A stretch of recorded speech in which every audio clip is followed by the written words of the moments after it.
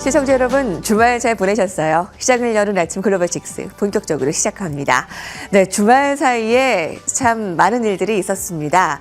추수감사절 휴장 이후에 그 다음 날은 조기폐장 날이었죠. 평소보다 3시간이나 빠른 조기폐장 1시에 마감이 되었는데 거래량이 한산할 것이라는 우려에도 불구하고 뉴욕 증시 3대 지수는 모두 다 올랐습니다. 자, 이로써 나스닥 지수 기준으로 5거래일 연속 상승을 나타냈습니다. 다만 11월 증시 전체 기준으로는 좀 저조한 성적표를 냈는데요. 이 AI 거품론으로 촉발된 이런 AI 우려감이 5일 동안의 상승으로는 아직 역부족했기 때문에 12월 증시가 더 힘을 내야 하는 이유입니다. 이제 12월입니다, 여러분. FOMC 회의가 열리는데요. 그 전까지 이제 연준 위원들은 입을 다무는 침묵 기간이 시작이 됩니다.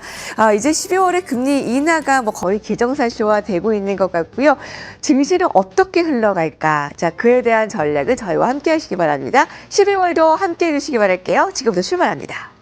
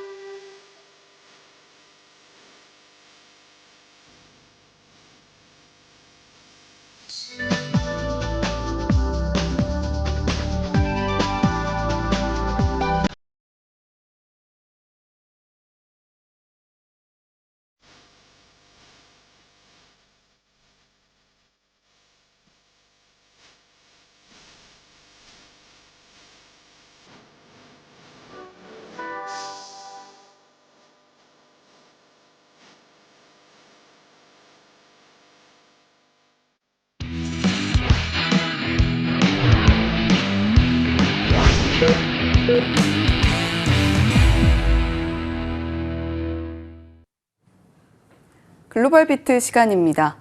지난 금요일 뉴욕 증시 이제 11월 장을 모두 닫았습니다. 극심한 변동성 속에서도 S&P 500 지수 11월 한 달 동안은 플러스권에서 마무리를 했고요. 7개월 연속 상승이라는 대기록을 달성하기도 했습니다. 다만 나스닥과는 표정이 다소간에 엇갈리는 모습을 최근에 나타내고 있는데요. S&P 500은 11월 한 달을 플러스권에서 닫았지만 나스닥은 오히려 하락하면서 마무리를 했습니다. 기술주 안에서도 차별화된 전략이 필요하다는 의견들 월가에서 속속 흘러나오고 있습니다. 네, 어느덧 올해도 마지막 달 12월이 이렇게 성큼 찾아왔습니다. 지난주에는 11월을 기준으로 봤을 때 역사적으로 가장 큰 폭의 급락 이후의 반등이 이어졌다라고 합니다. 그만큼 11월의 마지막 주에 강하게 상승을 했기 때문에 연말 랠리까지 쭉 이어질 수 있을까? 그 기대감이 시장에서는 커지고 있습니다. 그렇다면 11월의 마지막 거래일이었던 이날 뉴욕 증시 흐름부터 자세하게 확인해 보시죠. 자, 블랙 프라이데이 당일이기도 했고요. 또 11월의 마지막 거래일이었습니다. 이날은 추수감사절 연휴 중이었다 보니까 오후 1시에 뉴욕 증시가 조기 폐장에 들어갔습니다. 3대 지수 일제히 상승한 가운데 나스닥 지수가 0.65%로 반등의 폭이 가장 컸고요. S&P 500 지수 역시 0.54%의 상승, 6,850포인트 선 코앞에서 마감을 지었죠. S&P 500 지수는 5거래일 연속의 상승이었고 또 월간 기준으로도 간신히 낙폭을 만회했습니다. 앞서 들으신 대로 7개월 연속의 상승 기록을 납치했고요. 반대로 나스닥 100 지수의 경우에는 4월 이후로는 처음으로 월간 기준 마이너스를 기록하는 등 기술주들이 많이 흔들렸던 한 달이라고도 정리를 해볼 수 있겠습니다. 사실 이날 시카고 상품 거래소죠. CME의 기술 장애가 발생하면서 일부 선물 옵션 거래가 수시간 중단되는 사태가 발생했습니다. 2019년 이후 최장 기간에 장애가 발생을 한 것인데요. 그럼에도 불구하고 장 마감 무렵에는 대부분 복구가 됐습니다. 이렇게 돌발 악재가 발생했음에도 불구하고 시장은 개의치 않고 상승을 할 수 있었는데 두 가지 동력을 주요 요인으로 꼽고 있죠. 일단 12월 금리 인하 기대감, 그리고 구글을 계기로 한 AI 사이클 회복에 대한 기대감 역시도 자리하고 있는 상황입니다. 일단 12월 FOMC의 경우에는 현지 시간으로 12월 9일부터 10일 이틀간 열립니다. 우리 시간으로는 11일 새벽에 결과가 발표되겠죠. 만약에 이번에 연준이 다시 한번 금리를 내려준다면 9월과 10월 이어서 이번이 세 번째 금리 인하가 되겠습니다. 바클레이즈 측에서는 이날 시장 흐름을 두고 연준과 AI에 맞서지 말라라는 시장의 격언을 다시 한번 확인했다 평가를 합니다. 지금은 비둘기파 전환에 대한 기대감 그리고 AI 밸류체인 종목들에 대한 재평가 기대감이 동시에 작용 중이다라는 진단인데요. 계속해서 이런 흐름을 보이게 될 것인지 지켜봐야겠습니다. 그런가 하면 이날 모건 스탠리는 2026년도 투자 전략 전망 보고서를 발간했습니다. 현재 원달러 환율이 자꾸만 오르다 보니까 우리 입장에서는 강달러처럼 느껴지지만 사실은 달러가 오랜 기간 약세를 지속하고 있고 원화는 그보다도 더 약하다라는 것이 문제겠죠. 모건 스탠리는 이 달러의 약세가 내년 상반기까지는 이어질 것으로 전망하고 있습니다. 내년 상반기에 달러 인덱스가 94선까지 내려갔다가 하반기에 다시 반등하는 시나리오를 그리고 있거든요. 그러니까 이전에 전망했던 것보다는 이 달러의 낙폭을 한 10% 최저선을 상향 조정했다라고도 볼 수가 있겠습니다. 지금 지표들이 부재한 가운데 미국 경기의 하강 리스크는 여전히 상존하고 있습니다. 따라서 앞으로 미국의 경제 상황이라든지 연준의 통화 정책에 따라서 달러에 대한 심리가 어떻게 변화하는지 우리는 미국 주식 투자자니까 계속해서 주시해 볼 필요가 있겠죠. 히트맵을 열어서 섹터와 종목들의 표정도 확인해 보겠습니다. 이날 기술주들은 엇갈린 흐름을 보였습니다. 엔비디아의 경우에는 새로운 이슈가 부재했던 가운데 오픈 AI의 부채 외주 이슈가 계속해서 부각이 되고 있죠. 이날 1.8% 오라클과 함께 하락세를 연출하는 모습이었고요. 반대로 반도체 테마 내에서 브로드컴과 AMD의 주가는 1%대의 상승으로 견조했습니다. 그리고 4분기에도 D램과 낸드 가격의 강세가 지속되고 있는 가운데서 마이크론의 주가가 2.7% 뛰었고요. 특히 인텔의 10%대 급등이 가장 돋보였습니다. 권밍치 애널리스트가 내후년부터 이 애플의 맥북 에어에 들어가는 저사양 M 시리즈 프로세서를 인텔이 제조하게 될 것이다. 이런 주장을 펼치면서 실적에 대한 기대감 반영이 됐습니다. 그런가 하면 소비주들의 최근 반등도 눈에 띄고 있죠. 블랙 프라이데이 효과 기대감 속에서 아마존은 온라인 매출 증가에 대한 부분이 반영이 되면서 1.7%대 뛰었고요. 그리고 이쪽에 경기 방어 섹터 내에서는 월마트가 1%대 상승하면서 이날 사상 최고가를 경신하기도 했습니다. 그리고 요즘 시장에서 가장 핫한 종목이죠. 알파벳. 최근에 워낙 많이 급등을 했던 터라 이날은 차익 실현 매물이 출회되면서 장중에 하락세를 보이기도 했습니다만 장중에 콜옵션에 대한 매수세, 그러니까 수급적인 요인이 반영이 되면서 결국에는 보합권에서 거래를 마치는 모습이었고요. 그 밖에는 팔란티어라든지 메타, 마이크로소프트, 그동안 비교적 많이 하락했던 종목들에 대해서 반발 매수세가 유입된 점도 특징이었습니다. 그런가 하면 11월에 계속해서 최고가 경신을 달려갔던 일라이릴리 차익 실현 매물이 출회되기도 했습니다. 그렇다면 이날을 끝으로 마무리됐던 11월 수익률, 주요 종목별로는 지금 어떻게 기록이 됐는지도 확인해 보도록 하겠습니다. 눈에 띄는 몇 가지 변화들이 있었는데요. 먼저 구글 진영이라고도 부를 수가 있겠죠. 알파벳 그리고 TPU를 생산하고 있는 브로드컴의 주가가 각각 13.9% 그리고 9%로 11월 한 달간 양호한 수익률을 보여주고 있습니다. 그 밖에는 일라이릴리와 머크 등 제약주들이기도 하면서 또 버크셔와 같이 가치주적인 성격을 띠고 있는 종목들 역시도 11월에 양호한 흐름을 보이고 있다는 것이 한 가지 특징이 되겠고요. 반대로 조금 부진했던 쪽은 오픈 AI 진영이라고도 묶을 수가 있는 엔비디아와 마이크로소프트, 오라클 등이 부진했습니다. 특히 오라클의 낙폭은 23%로 조정이 폭이 상대적으로 더 깊었다라는 점도 눈에 띄고 있고요. 정리를 하자면 이전의 주도주들이 쉬어가고 이전 기존의 소외주들이 치고 올라가는 한 달이었다. 이렇게 정리를 할 수가 있겠습니다. 그리고 사실 오라클이라든지 테슬라, 팔란티어는 대표적인 친트럼프 혹은 친공화당 성향의 주식들이기도 하죠. 따라서 트럼프 대통령의 지지율이 하락한 점 역시도 이들의 주가 약세를 설명하는 한 가지 부분적인 요인이 될 수 있겠습니다. 내년도에 특히 중간 선거를 앞두고 있기 때문에 계속해서 지지율 추이가 어떻게 되는가 그 여부에 따라서 이들 종목들에 대한 센티먼트도 영향을 받을 수 있다는 점 지켜볼 필요가 있겠습니다. 자, 그렇다면 이렇게 알파벳과 브로드컴의 강세가 돋보이는 가운데서 TPU 수혜주들로는 어떤 종목들이 있는지를 쭉 정리해 보도록 하겠습니다. 지금 구글발 AI 랠리 기대감은 강화되고 있는 상황이기 때문에 그 AI 랠리를 주도하고 있는 종목들을 지켜볼 필요가 있겠습니다. 일단 TPU 반도체를 설계하고 있는 기업입니다. 브로드컴 지금 YTD 기준 상승률 74%를 달려가고 있고요. 그리고 이 TPU에 들어가는 메모리 반도체를 공급하고 있는 회사는 마이크론이 되겠죠. 180%대의 급등입니다. 그리고 TPU 반도체는 광통신으로 연결된다라는 특징이 있습니다. 그러면서 시장에서 굉장히 크게 부각을 받고 있는 것이 바로 루멘텀 홀딩스, 티커명 라이트가 되겠습니다. 290% 가까운 폭등 흐름을 가져가고 있고요. 서버 조립 기업으로는 셀레티스카, 그리고 냉각 기업으로는 대표적인 종목이죠. 버티브 홀딩스가 58%의 상승으로 자리를 하고 있습니다.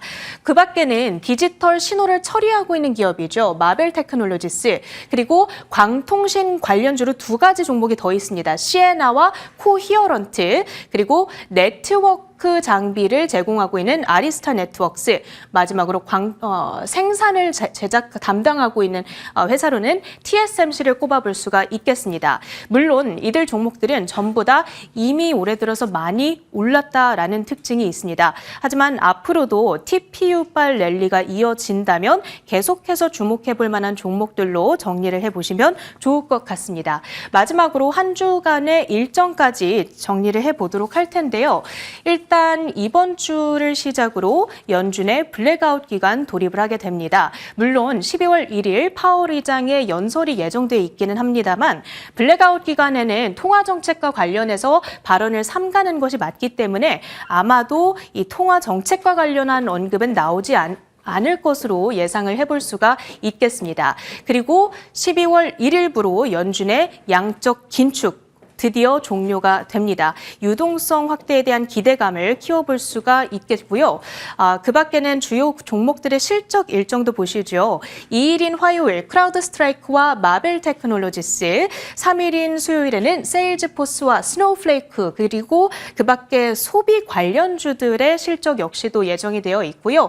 4일에는 HP와 울타뷰티, 달러 제너럴, 특히나 지금 미국 안에서 K자형 소비 양극화가 심화되는 가운데 그래서 이렇게 저가형 물건들을 제공하고 있는 업체들 실적이 주목받고 있다라는 점도 챙겨보셔야겠습니다. 5일인 금요일에는 12월 기대 인플레이션, 그리고 미시간대 소비자 심리지수, 경제 지표 일정까지 챙겨보시면 좋겠습니다. 이렇게 일정까지 봤고요. 주요 외신 헤드라인들로 이어가겠습니다. 네, 이제 오늘 밤이면 12월 첫 거래일을 맞이하게 되는 뉴욕 증시입니다. 11월을 닫으면서 어떤 변화들이 있었는지 먼저 살펴보면요. 고생 끝에 낙은 왔습니다. 극심한 변동성을 뚫어내고 그럼에도 불구하고 S&P 500 지수 7개월 연속 상승, 그리고 이제 다시 한번 사상 최고치 영역으로 근접하고 있는 모습인데요.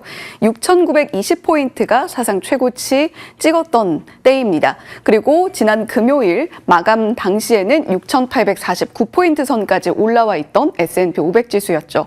12월 랠리가 본격적으로 가속화된다고 한다면 다시 한번 사상 최고치 영역에 충분히 도전할 수 있을 만한 범위 안에 들어가 있습니다.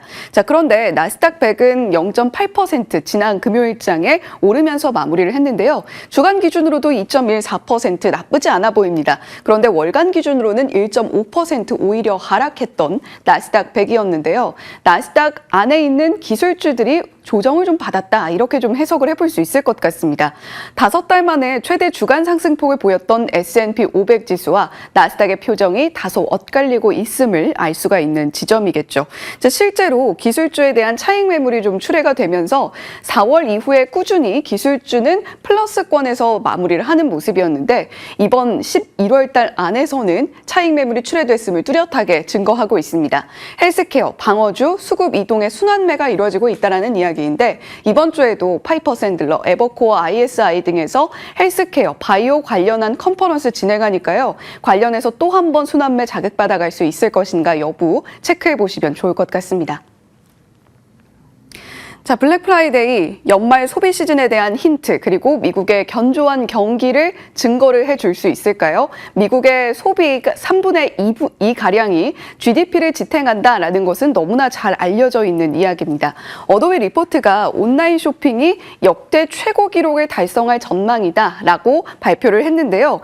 자체적으로 데이터를 합산한 결과 연말 쇼핑 시즌 온라인 매출이 2,534억 달러를 기록할 것으로 전망하고 있다 라고 이야기를 하고 있습니다.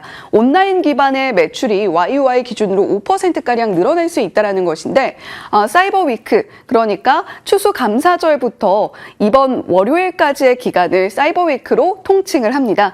437억 달러가량의 매출을 올리게 될 걸로 기대가 되고 있고요. 전년 동기 대비로는 6.3%. 자, 그리고 재밌는 또 표현이 있더라고요. 사이버 먼데이.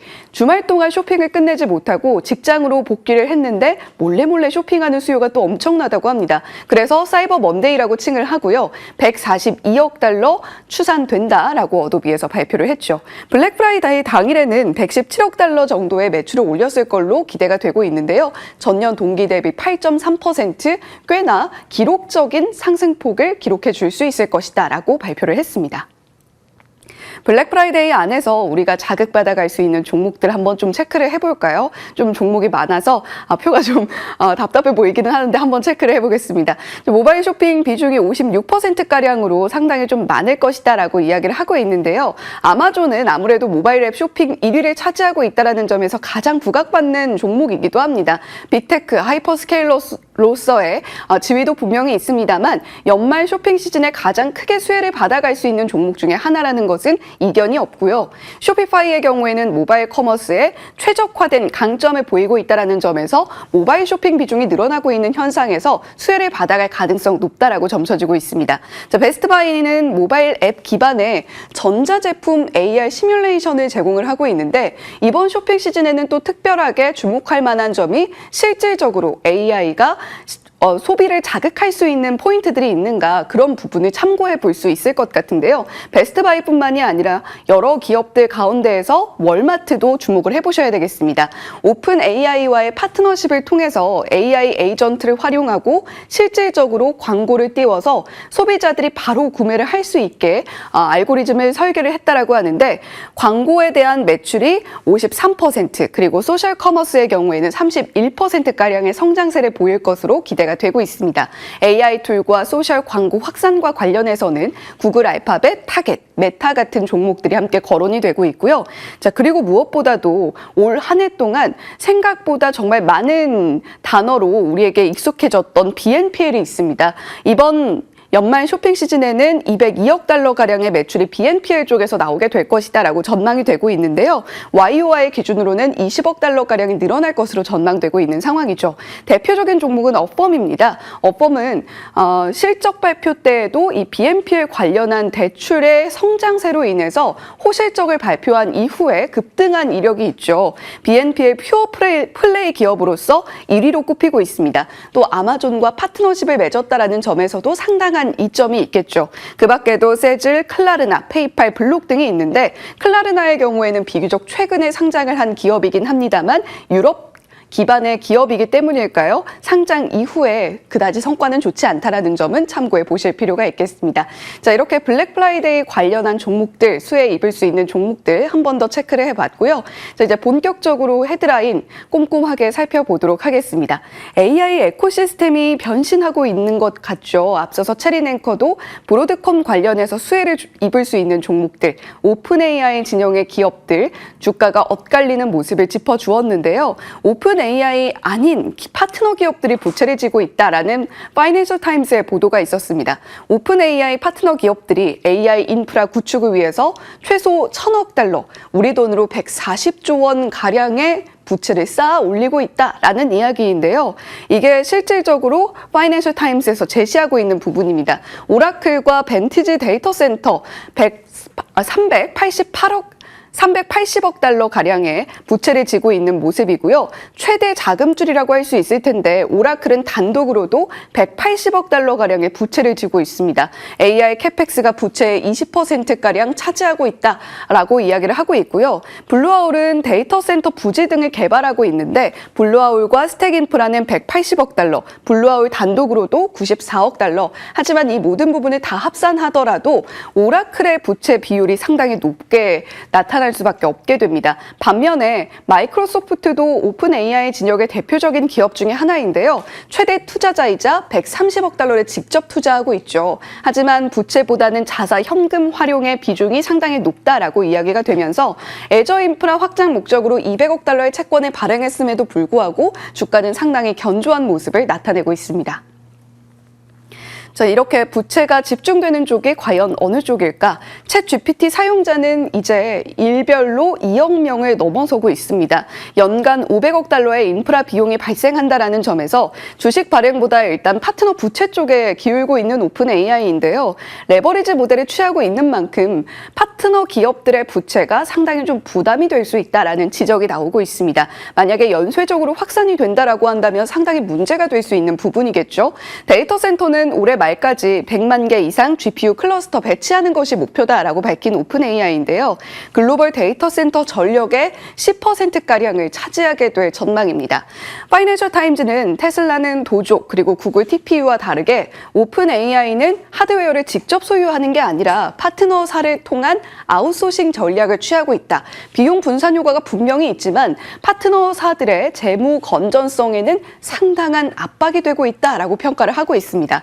파트너사 부채 비율이 평균 2.5배로 집계가 되고 있고요. 이자 비용은 연간 50억 달러 수준을 넘어서게 될 걸로 보이는 상황이죠. 대표적으로 좀 부담이 되는 기업으로 거론되는 것이 소프트뱅크 그리고 코어위브입니다. 소프트뱅크의 경우에는 스타게이트 프로젝트를 오라클과 함께 오픈 AI와 함께 진행을 하고 있기는 합니다만 이 소프트뱅크가 펀드에 투자를 한 AI 비전 펀드 포트폴리오 40% 이상이 부채 기반이라고 하고요.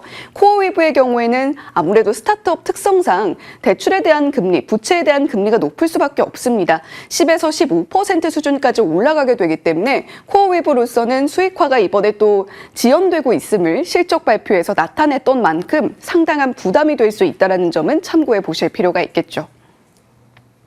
자, 빛과 그림자의 경계에 서 있는 듯한 모습입니다.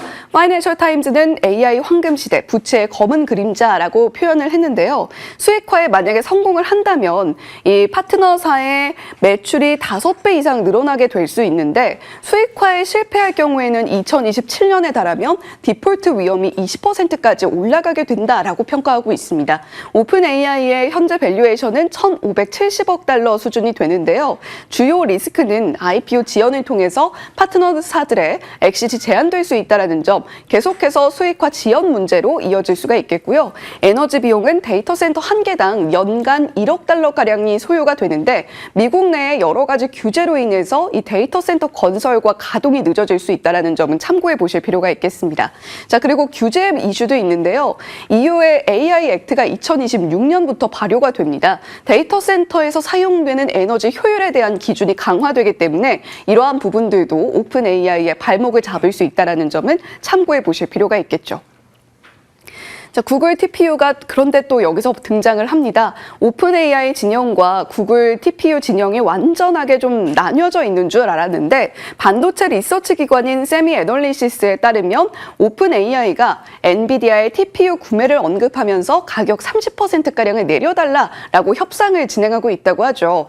이에 따라서 총 소요 비용을 약 30%가량 낮추고 있다라고 이야기하는데 오픈 AI뿐만이 아닙니다. 엔트로픽도 이 블랙웰 시리즈 대신에 TPU 7세대 이 아이언우드를 구매하는 것이 약 엔비디아 GPU를 사용하는 것보다 약 30%가량 저렴한 것으로 내부적으로 추산하고 있다라는 이 세미 애널리시스의 분석이 또 있었는데요. 엔비디아의 70% 중반대 마진율에 대한 목표치가 향후 실적에서도 계속해서 유지될 수 있을 것인가는 앞으로도 좀 지켜보실 필요는 있겠죠.